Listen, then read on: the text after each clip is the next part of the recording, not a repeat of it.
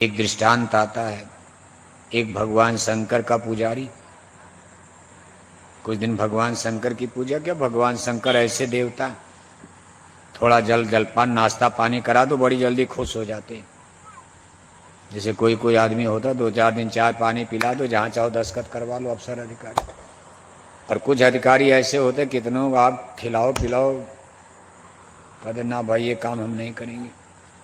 जैसे भगवान विष्णु, उनको खुश करने के लिए आपको बड़ी तपस्या बड़ी भक्ति करनी पड़ेगी। लेकिन उनके छोटे भाई हैं भगवान शंकर, इनको थोड़ा भी आप जलपान नाश्ता पानी दो, पूजा पाठ कर दो, बड़ी जल्दी खुश। और वरदान देने के लिए तो नंबर 1 माने जाते हैं।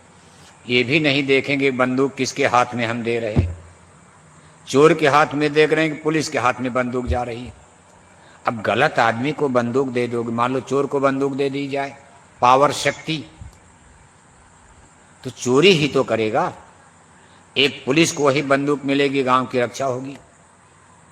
भगवान शंकर यही नहीं सोचते। बस रावण को वरदान देकर के देखो भगवान विष्णु को फंसा दिया।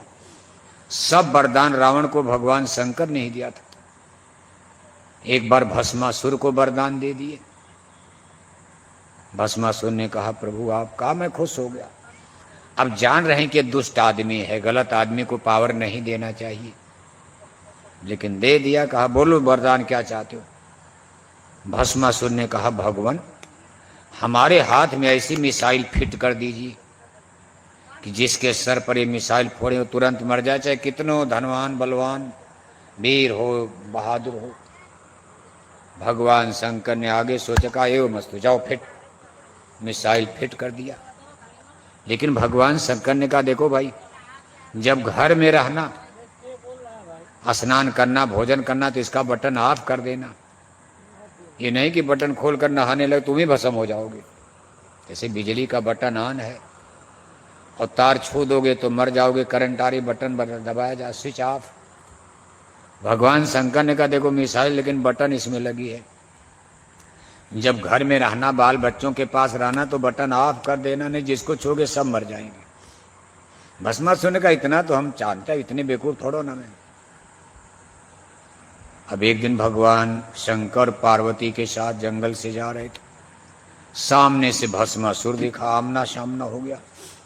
अब भगवान शंकर तो चमड़े का कुर्ता पहने हैं, चमड़े की लंगोट लगाए हैं, गले में सांप की माला है, शरीर पर राख और मिट्टी पोते हैं। कई हफ्ता हो गया स्नान नहीं करते थे, शरीर बिल्कुल एकदम सब कुछ बिखरा हुआ। और देवी पार्वती सुंदर साड़ी धोती में एकदम सुंदर, कितनी सुंदर। भस्मासुर देख करके मोहित हो जाता, देवी पार्वती को देख करके उसके अंदर वो मोहित हो गया। अरे कहा इस कंगाल भिखारी के साथ इतनी सुंदर स्त्री। उसने कहा भाई ये ठीक नहीं, मेरे महल में चलो, और मैं राजा हूं। अब उसकी शरीर सुंदर है, सब कुछ, कर्म गंदा था, शरीर तो ठीक थी। भस्मासुर की शरीर सुंदर है, राजा है, सब कुछ है, मोश पर था, लेकिन कर्म तो गंदा है। अब उसने कहा भाई पार्वती को पाना है तो भगवान शंकर को मारना तो पड़ेगा। बस मिसाइल ऑन कर दिया। कहा मिसाइल तो मेरे पास है ही है। अब भगवान शंकर पर ही मिसाइल छोड़ दिया। भगवान शंकर ने कहा भक्तराज मेरी दी हुई मिसाइल मेरे ऊपर दाग दिया तूने।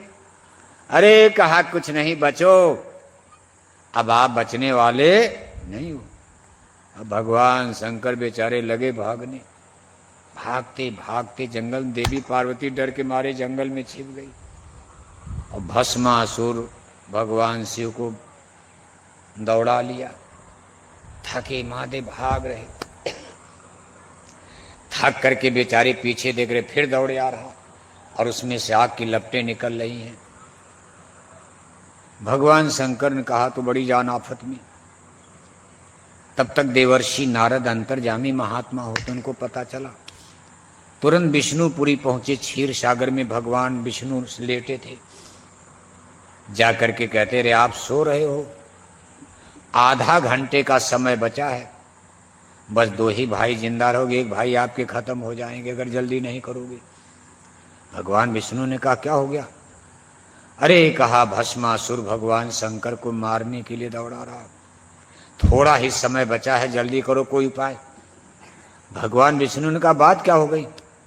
अरे कहा ऐसे ऐसे वरदान दे दिया तो घटना हो गई वो। भगवान विष्णु ने कहा भाई यही तो बात मैं बार बार मना करता हूं कि गलत लोगों को पावर क्यों देते हो आप इतनी जल्दी खुश होकर। जब जान रहे हो कि आदमी दुष्ट है तो उसके हाथ में बंदूक क्यों पकड़ाते हो, उसको दौलत क्यों देते हो। जब जान रहे हो कि गांव का एक पियक्कड़ आदमी प्रधान क्यों बनाते हो।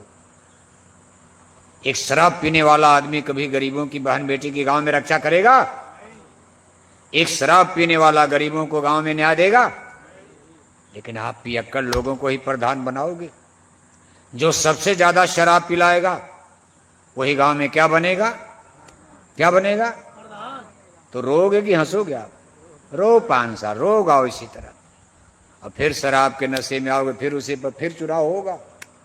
आपकी बार तो और ज्यादा शराब पीने वाले प्रधान बनेंगे, फिर 5 साल रोना। आपको रोना रोना है, न न्याय मिलने वाला है न रक्षा होने वाली, गरीब मारे जाओगे। इसी तरह बहन बेटियों की इज्जत आबरू, ये शराबी कबाबी दुष्ट लोग अधर्मी पापी कुकर्मी शराब के नशे में बहन बेटियों की इज्जत गांव घर में लूटते रहेंगे, कुछ नहीं कर पाओगे। जब गलत आदमी को पावर दोगे, राजा बनाओगे, तो यही दुर्दशा होगी। भगवान विष्णु ने कहा मैं बार बार मना करता हूं इनको। देवर्षि नारद ने कहा भाषण नहीं, जल्दी कोई उपाय करो नहीं तो गए काम से। अब भगवान तो भगवान, भगवान को कौन मार पाएगा, उनके पास बहुत कला। भस्मासुर मूर्ख था, उसको ये नहीं पता था भगवान उनके पास बहुत उपाय है, कला कौन मार पाएगा। भगवान विष्णु ने तुरंत स्त्री का रूप बना लिया और इतनी सुंदर स्त्री बन गए, बिल्कुल पार्वती की तरह। वही साड़ी, वही धोती, वही मोती की माला सब पहन वहन कर, और आकर के जंगल में उसी रास्ते पर खड़े हो गए जिधर से भस्मासुर जा रहा था। भगवान शंकर आगे निकल गए, भस्मासुर पीछे बीच में खड़े हो गए। भस्मासुर ने कहा देवी पार्वती तो यहाँ है। देवी पार्वती ने मुस्कुराते हुए कहा भाई क्यों? अरे इस बुढ़े को क्यों मार रहे हो, छोड़ो इनकी जान, मैं तो तुमसे प्रसन्न हूं, मैं तुम्हारे साथ चलने के, इनको मारने की क्या जरूरत है, मैं तो खुद इनको पसंद नहीं करती हूं। सांप की माला पहनते हैं, चमड़े का कुर्ता पहनते हैं, 10-10 दिन बीत जाता स्नान नहीं करते हैं, धूल मिट्टी पोत कर राख भभूत लगाकर। मैं नजदीक जाती हूं तो बदबू आती है, मैं तो खुद है इनको, लेकिन चीज है कि मेरी मजबूरी थी।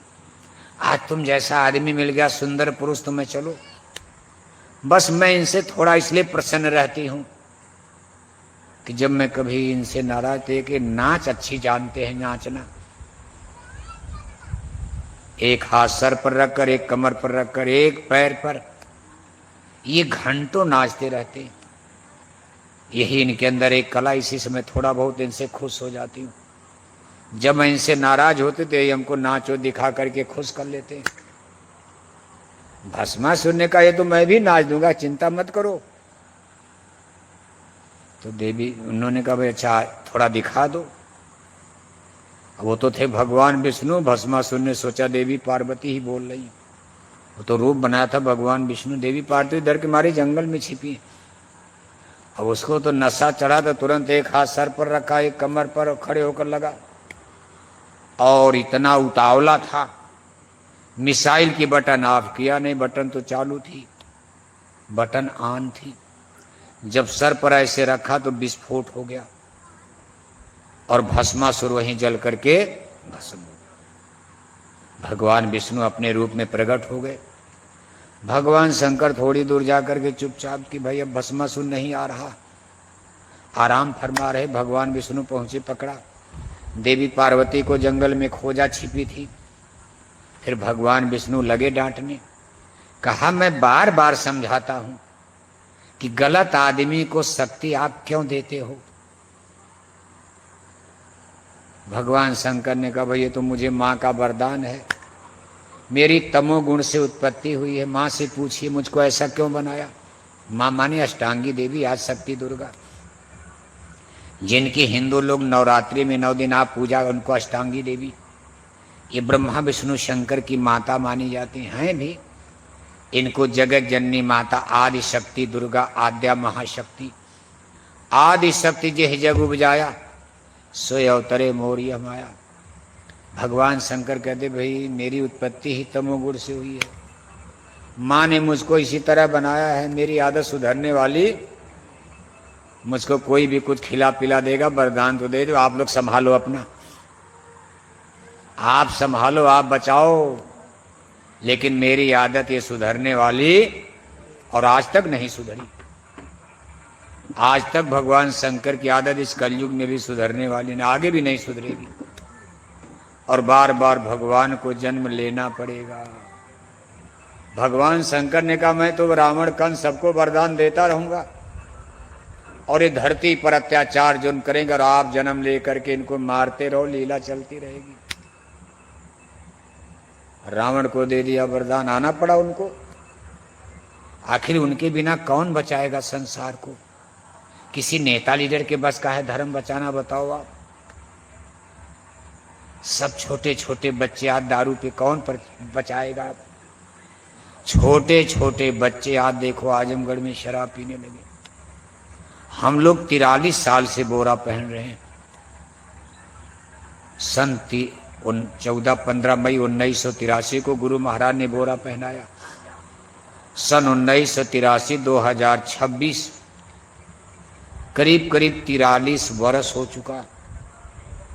और उस जमाने में आपके गांव में बोरा पहनने वाले हमारे भाई, क्या नाम, सुरेश जी, सुरेश जी यादव, देखो इसी गांव के, उनके भाई यहाँ सामने साथ बैठे भी हैं, देखो उस समय उन्होंने बोरा पहना था। खैर बड़ी जल्दी गुरु महाराज के प्यारे हो गए, शरीर छूट गया, और बोरा जब पहने तो उनकी देवी जी भी भाग गई। स्त्री भी छोड़कर कहा बोरा में हम नहीं आएंगे। बहुत से लोगों की औरतें छोड़ करके चलेगी, बोरा में कौन आएगा बताओ। उस समय शादी हो जाती थी, गौन बाद में आता था, विदाई बाद में होती थी। सन 83-80 में शादी हो गई, 10-5 साल तब गौन होता था। सुरेश भाई की शादी हो गई, जब गौन की बात आई तो मुबारकपुर क्षेत्र में ससुराल थी, वहां से सूचना आ गई, ना ना ना ना, हम बोरे में जाने वाले, या तो बोरा उतारो नहीं तो बीवी जाने वाली है। इसी छतरपुर के सुरेश यादव ने बीवी को छोड़ दिया, लेकिन गुरु के आदेश में टाट बोरा नहीं उतारा। आज उस महान आत्मा को हम धन्यवाद देते हैं। संसार में मरना जीना तो लगा रहता, लेकिन जो लोग अच्छे काम करते, इतिहास उनको सलाम करता, प्रणाम करता। उस आदमी ने स्त्री को छोड़ दिया लेकिन बोरा नहीं उतारा, और हमारे साथ 20 साल प्रचार करते रहे।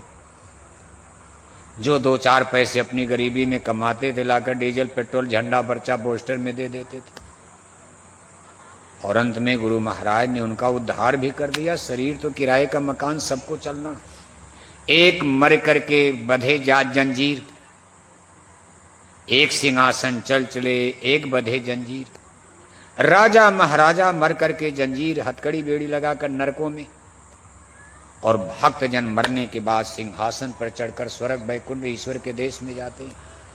मरना सबको है, मैन इज मार्टर। छतरपुर आपका नहीं है। हम आप कहते हैं कि जमीन हमारी है, ये गन्ने का खेत हमारा है, गेहूं का खेत हमारा है, मटर का खेत हमारा, लेकिन हमारे कितनी अनगिनत पीढ़ियां छतरपुर में पैदा हुई, और यही कहते कहते सब लोग अलविदा कर गए। अब हम आप चिल्ला रहे कि ये चना का खेत हमारा है, ये मटर का खेत हमारा है, ये मकान हमारा है, और इसी के लिए हम भाई भाई से झगड़ा करते हैं। 10-20 साल में आप भी निपट जाओगे, मुकदमा कचहरी में रहेगा। जिस जमीन के लिए भाई को मारा, मुकदमा किया, मुकदमा तहसील में कचहरी में अटका हुआ, और आप अलविदा कर जाओगे। फिर आपके नाती पोता कहेंगे जमीन हमारी है, घर हमारा, मकान हमारा। ऐसे हमारा हमारा करते करते आपके छतरपुर गांव में मानव जाति की अनगिनत पीढ़ियों ने जन्म लिया और अनगिनत पीढ़ियां यहां से राम नाम सत्य हो गए। 10-20 साल में हम लोग भी निपट जाएंगे। ना घर मेरा ना घर तेरा, ये चिड़िया रैन बसेरा। तो आज इस गांव में आने के बाद हमको भाई सुरेश जी याद आ गए और उनकी महान अटूट भक्ति हमको याद आ गई।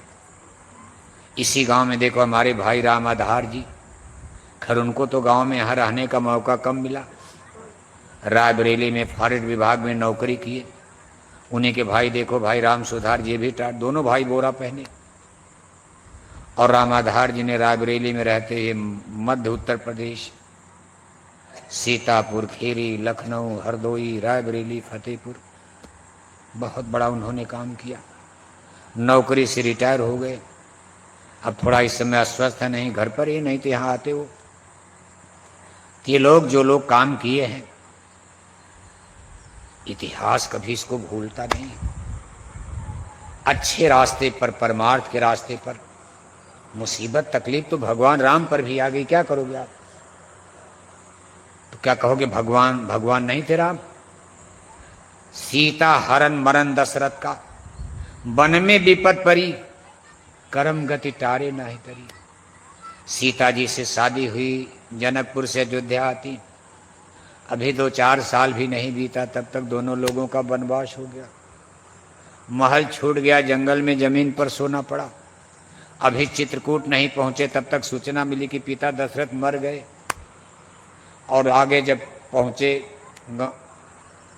पंचवटी में तो सीता को रावण चुरा ले गया। लक्ष्मण को शक्ति बाण बड़ा, बैठ करके रो रहे हैं कि जो मैं जनतो बंद बेसे हूँ, पिता बचन मनतो नहीं ये हूँ। भाई मूर्छित पड़े हैं, रो रहे। खैर हनुमान जी फिर उनकी लीला हुई, अयोध्या आए, गद्दी पर बैठे राम राज लाए। तब तक धोबी ने कह दिया ना, धोबी ने तान मार दिया, सीता जी को फिर जंगल कर दिया। दोबारा फिर मुलाकात में, पूरा जीवन कष्ट में बीता। क्या इनको भगवान नहीं माना जाएगा? भगवान के इनको बहेलिया ने बाण मार दिया। महाभारत जीत लिए, महाभारत में अर्जुन को विजेता बना दिया, सभी राजाओं का नाश करने की शक्ति। और आज एक बहेलिया ने बाण मार दिया, उसी में उनके जीवन का अंत हो गया। क्या भगवान के इनको भगवान नहीं माना जाएगा?